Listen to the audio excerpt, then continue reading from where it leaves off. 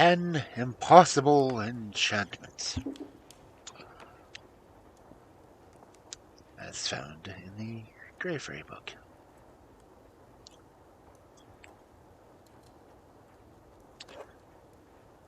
There once lived a king who was much loved by his people, and he too loved them warmly. He led a very happy life, but he had the greatest dislike to the idea of marrying. Nor had he ever felt the slightest wish to fall in love. His subjects begged him to marry, and at last he promised to try to do so. But as, so far, he had never cared for any woman he had seen, he made up his mind to travel in hopes of meeting some lady he could love.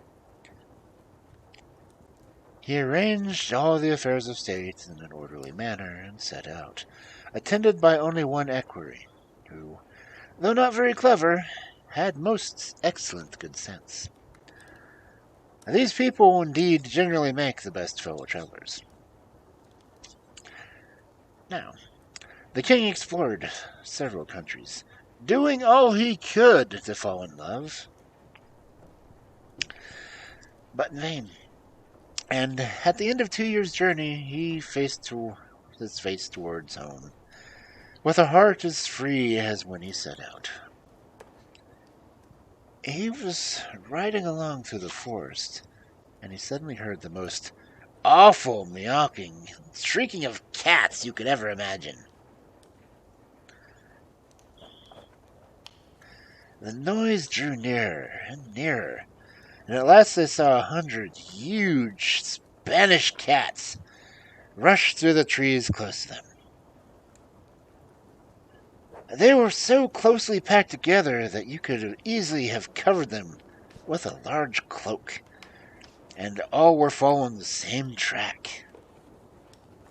They were closely pursued by 2 enormous apes, dressed in purple suits with the prettiest and best-made boots you ever saw. Crimson leather. The apes were mounted on superb mastiffs, and spurred them on in hot haste, blowing shrill blasts on toy trumpets the whole time.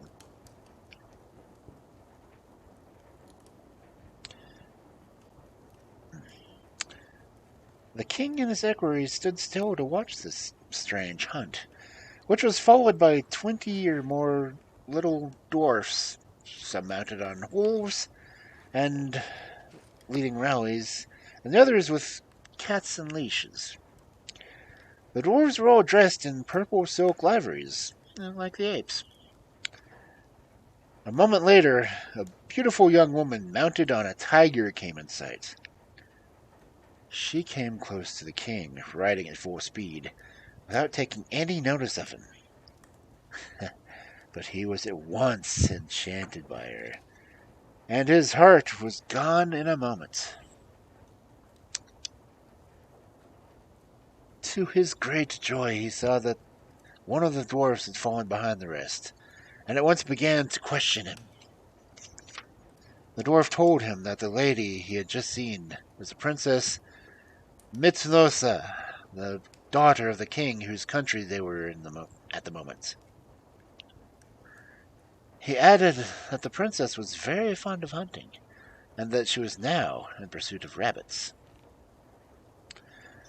The king then asked the way to the court, and having been told it, hurried off, and reached the capital in a few hours. As soon as he arrived, he presented himself to the king and queen, and on mentioning his own name and that his country was received with open arms. Not long after, the princess returned, and hearing that the hunt had been very successful, the king complimented her on it, but she would not answer a word. Her silence rather surprised him, but he was still astonished when he found out that she never spoke once all through supper time. Sometimes she seemed about to speak, but whenever this was the case, her father or mother at once took up the conversation. However, the silence did not cool the king's affection. And when he retired to his rooms that night, he confided his feelings to his faithful equerry. But the equerry was by no means delighted at his king's love affair, and took no pains to hide his disappointment. "But why are you vexed?" answered the king. "Surely the princess is beautiful enough to please anyone." "She is very handsome," replied the equerry. "But to be really happy in love is something more than beauty is required.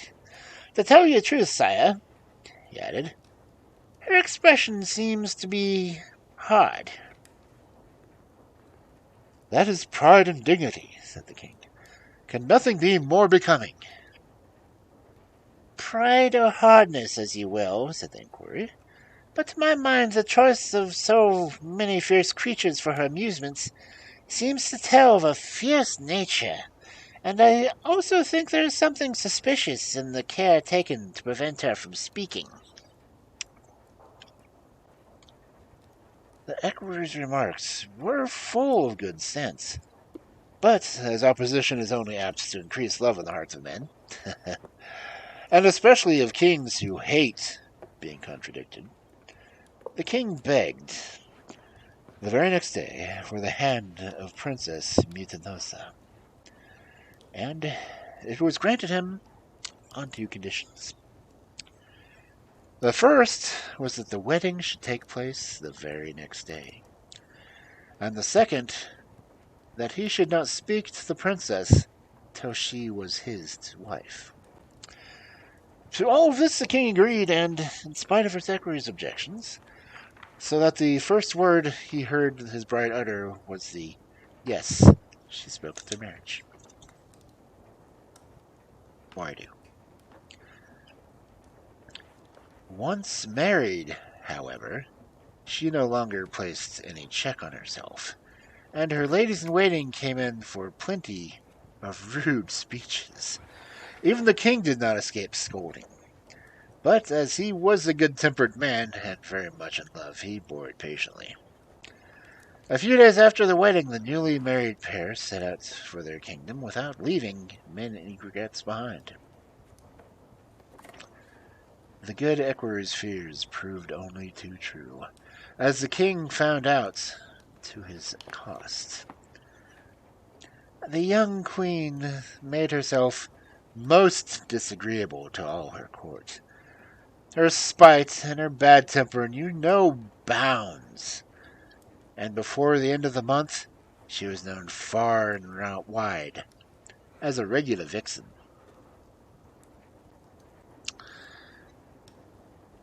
One day, when riding out, she met a poor old woman walking along the road, who made a curtsy and was going on, when the queen had her stopped and cried, "Are you a very impertinent person? Don't you know that I am the queen? How dare you not make a deeper curtsy?" "Madam," said the old woman, "I have never learned how to measure curtsies, but I had no wish to fail in proper respect." "What!" cried the queen. "She dares to answer? Tie her to my horse's tail, and I'll just carry her at once to the best dancing master in the town to be learn how to curtsy." The old woman shrieked for mercy, but the queen would not listen, and only mocked when she said she was protected by the fairies. At last the poor old thing submitted to be tied up, and when the queen urged her horse on, he never stirred. In vain she spurred him. He seemed to turn to bronze. At the same moment, the cord with which the woman was tied changed into a wreath of flowers, and she herself into a tall and stately lady. Looking disdainfully at the queen, she said, "Bad woman, unworthy of your crown, I wish to judge for myself whether I heard of true was you. I have no doubt of it, and you shall see whether the fairies are to be laughed at." Oopsie.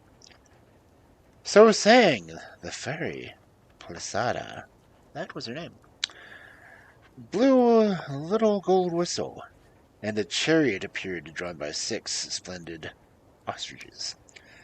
In it was seated the fairy queen, escorted by a dozen of fairies mounted on dragons. All having dismounted, Placida told her adventures, and the fairy queen approved all she had done, and proposed turning Motimosa into bronze like her horse. Placida, however, who was very kind and gentle, begged for a milder sentence, and at last it was settled that Mutinosa should become her slave for life, unless she should have a child to take her place. The king was told of his wife's fate and submitted to it, which, as he could do nothing to help, was the only course open to him. The fairies then all dispersed, Placidia taking her slave with her, and on reaching her palace she said, "You ought by rights to be a scullion, but as you have been delicately brought up, the change might be too great for you. I shall therefore only order you to sweep my rooms carefully, and to wash and comb my little dog."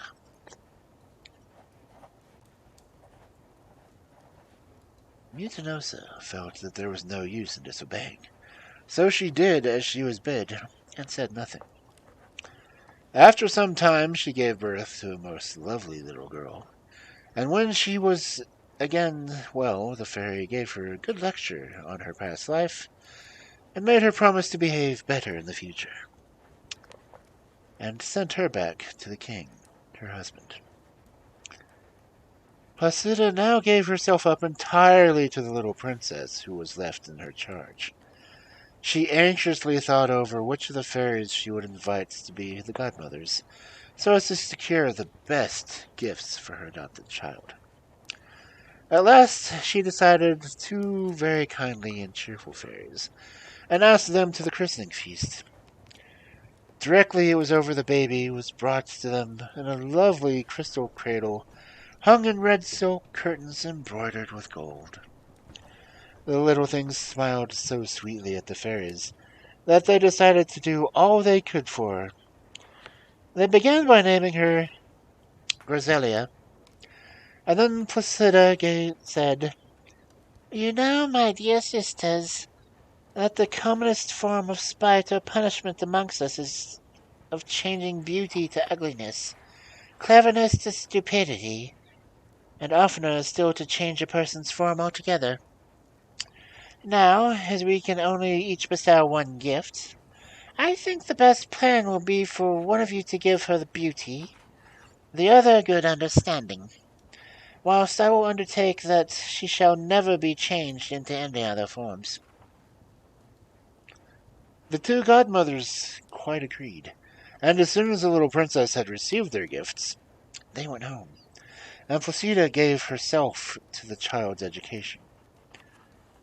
She succeeded so well with it that little Griselia grew so lovely, and when she was still quite a child, her fame was spread only about much, and one day Placida was surprised by a visit of the fairy queen, who was attended by a very grave and severe-looking fairy.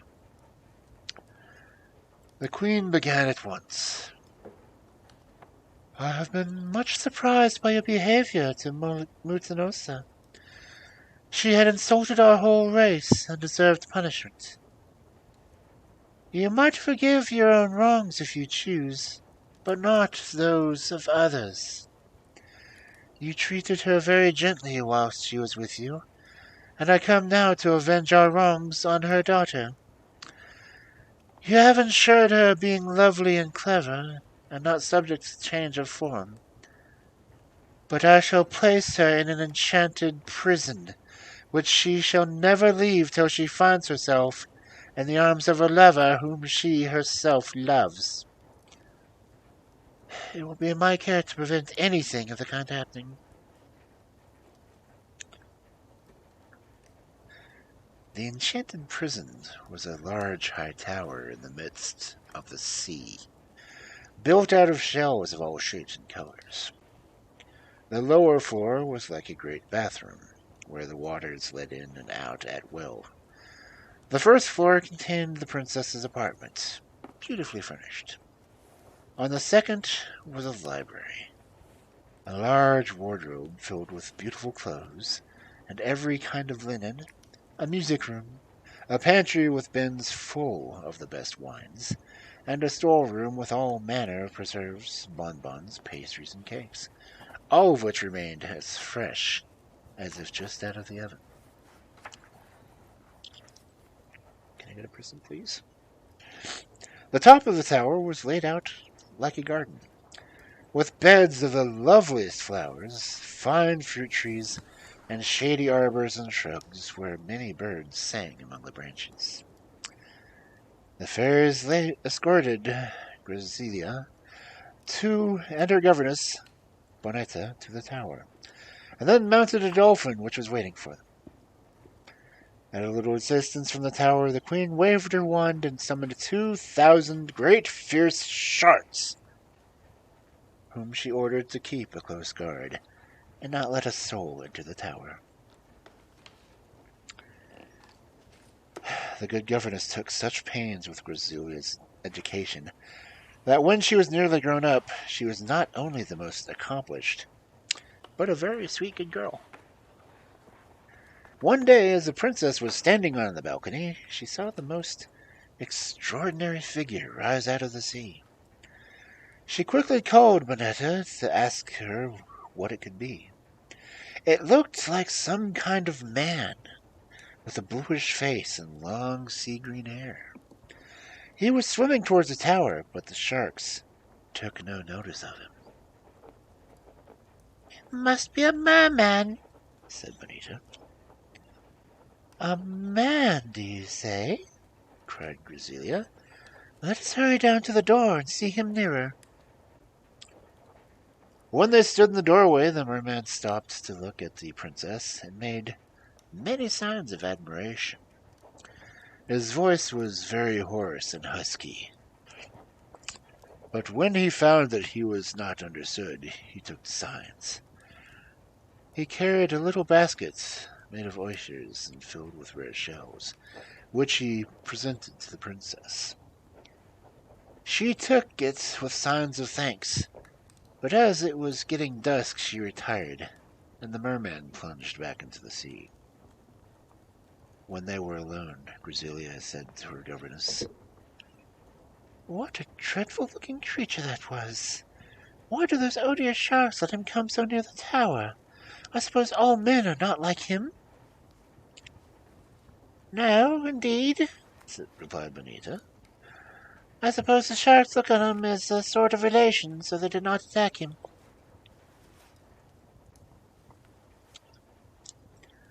A few days later, the two ladies heard a strange sort of music, and looking out the window, there was the merman, his head crowned with water plants, and blowing a great seashell with all his might. They went down to the tower door, and Grazilia politely accepted some coral and some other marine curiosities he had brought her. After this, he used to come every evening and blow a shell, or dive and play antics under the princess's window.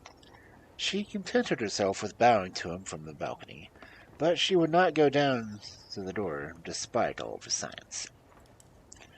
Some days later, he came with a person of his own kind, but of another sex. Her voice was dressed with great taste, and she had a lovely voice. This new arrival induced the ladies to go down to the door. They were surprised to find that, when trying various languages, she at last spoke to them in their own, and paid Grazilia a pretty compliment on her beauty.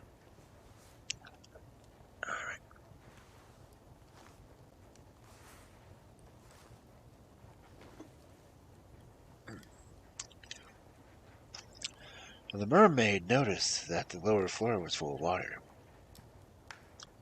"Why," cried she, "that is just the place for us. for we can't live quite out of water." So saying, she and her brother swam in and took up a position in the bathroom. The princess and her governess seated themselves on the steps which ran around the room. True. "No doubt, madam," said the mermaid, "you have given up living on land as to escape the crowds of lovers. But I fear that even here you cannot avoid them, for my brother is already dying of love for you, and I am sure that once you are seen in our city, he will have many rivals."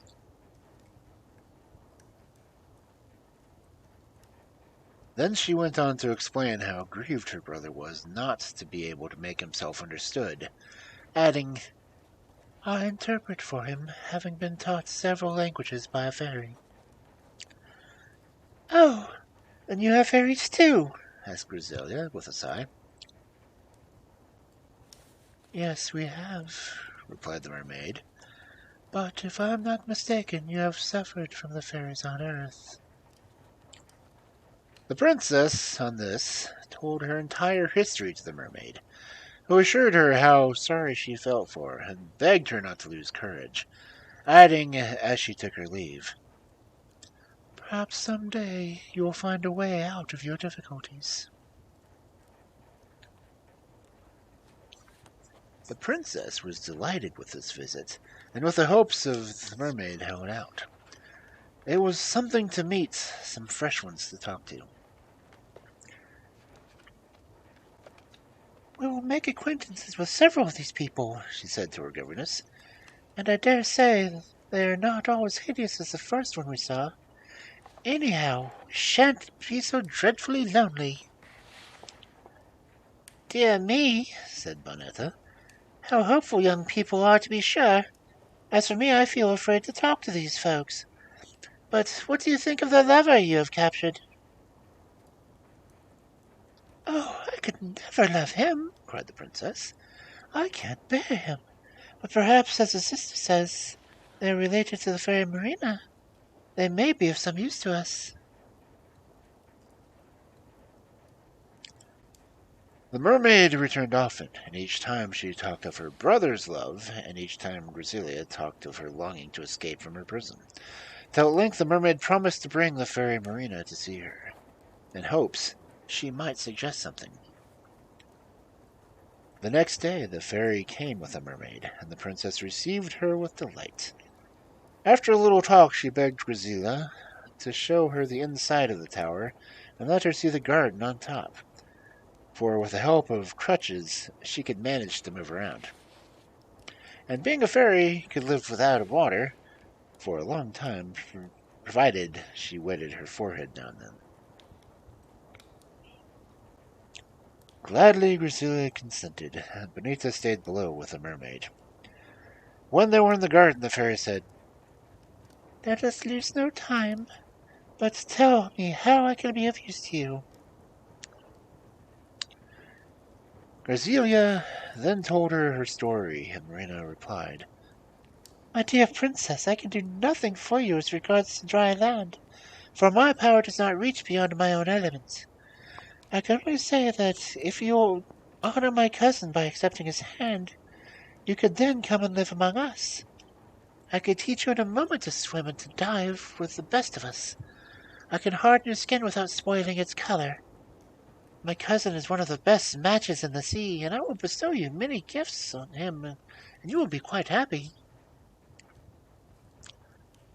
The fairy talked so well and so long that the princess was rather impressed and promised to think the matter over. Just as they were going to leave the garden, they saw a ship sitting nearer the tower than any had ever done before. On the deck lay a young man under a splendid awning, gazing at the tower through a spyglass. But before they could see anything clearly, the ship moved away, and the two ladies parted, the fairy promising to return shortly. As soon as she was gone, Griselia told her governess what she had said. Bonetta was not at all pleased at the turn the matters were taking, for she did not fancy being turned into a mermaid in her old age. She thought the matter well over, and this was what she did. She was a very clever artist, and the next morning she began to paint a picture of a handsome young man, with beautiful curly hair, a fine complexion, and lovely blue eyes. When it was finished, she showed it to Grazilia, hoping it would show her the difference there was between a fine young man and her marine suitor. The princess was much struck by the picture, and asked anxiously whether there could be any man so good-looking in the world. Bonetta assured her that there were plenty of them, indeed, and far more handsome. "I can hardly believe that," cried the princess. "But alas, if there are, I don't suppose I shall ever see any of them, or they me. So what is the use? Oh dear, how unhappy I am!" Poor princess.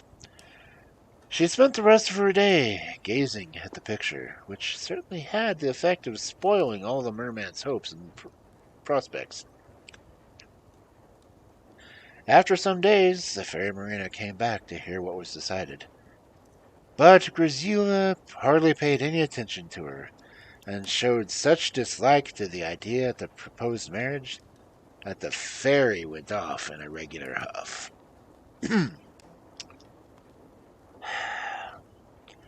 Without knowing it, the princess had made another conquest. On board the ship which had sailed so near was the handsomest prince in the world. He had heard of the enchanted tower, and had determined to get near it as he could. He had strong glasses on board, and whilst looking through them, he saw the princess quite clearly, and fell desperately in love with her at once. Princess.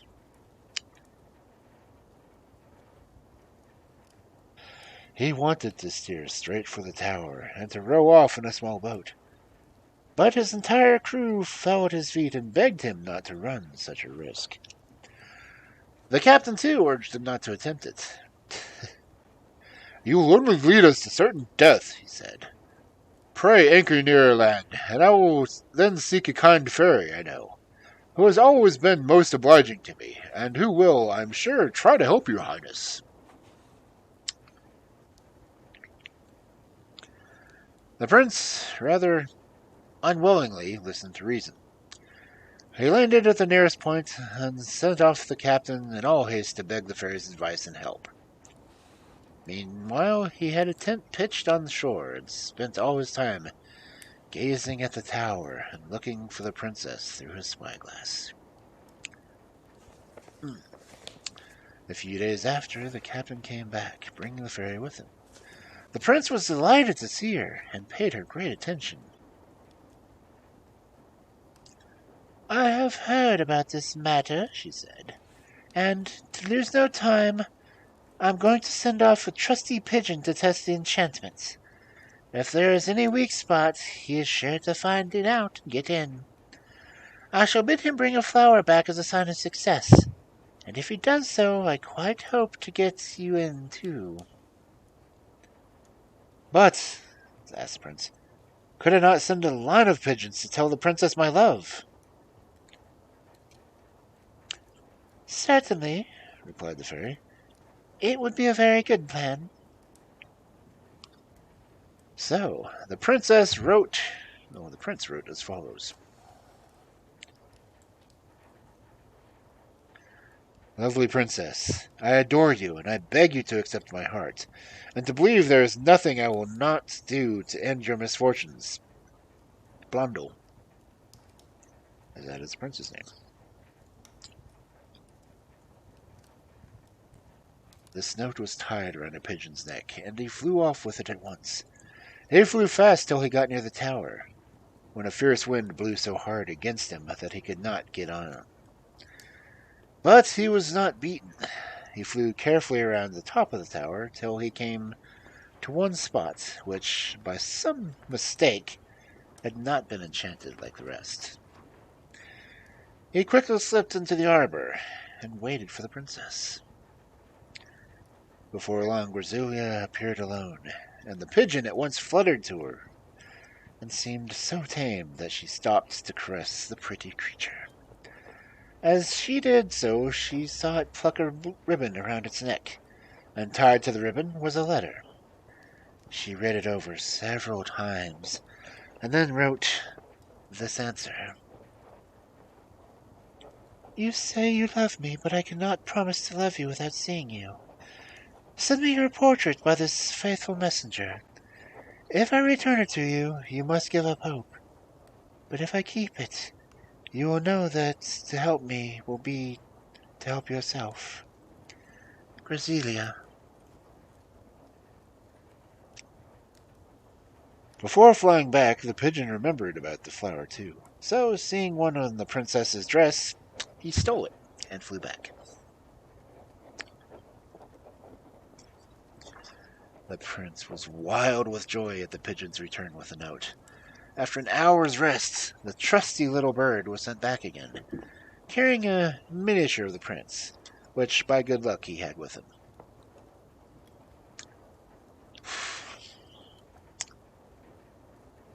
On reaching the tower, the pigeon found the princess in the garden. She hastened to untie the ribbon, and on opening the miniature case, what she had painted for her. And to her delight, it was the very picture her governess had painted for her. She hastened to send the pigeon back, and you can fancy the prince's joy when he found that she had kept his portrait. Now, said the fairy, let us lose no more time. I can only make you happy by changing you into a bird, but I will take care to give you back your proper shape at the right time.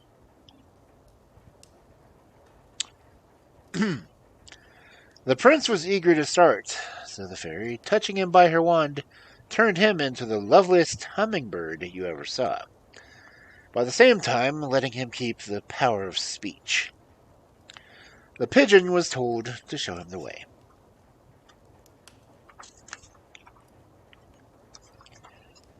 Graziella was much surprised to see a perfectly strange bird, and still more when it flew to her, saying, Good morning, sweet princess. I can do hummingbirds. She was delighted with the pretty creature and let him perch on her finger.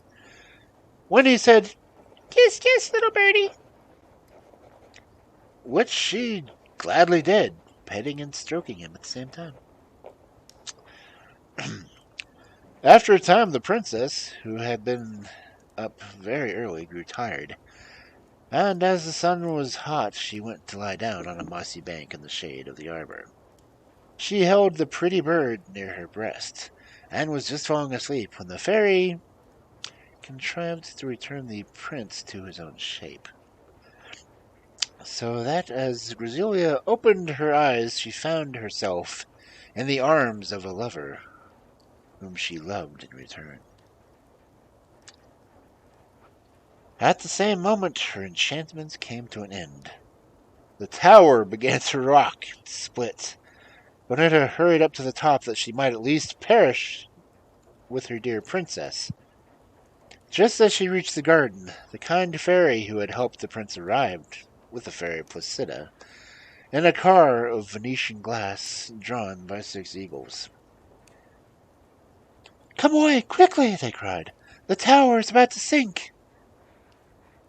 The prince, princess, and Bonetta lost no time in stepping into the car, which rose into the air just as, with a terrible crash, the tower sank into the depths of the sea.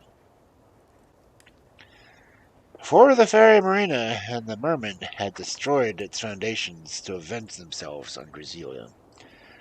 Luckily, their wicked plans were defeated, and the good fairies took their way to the kingdom of Graziella's parents.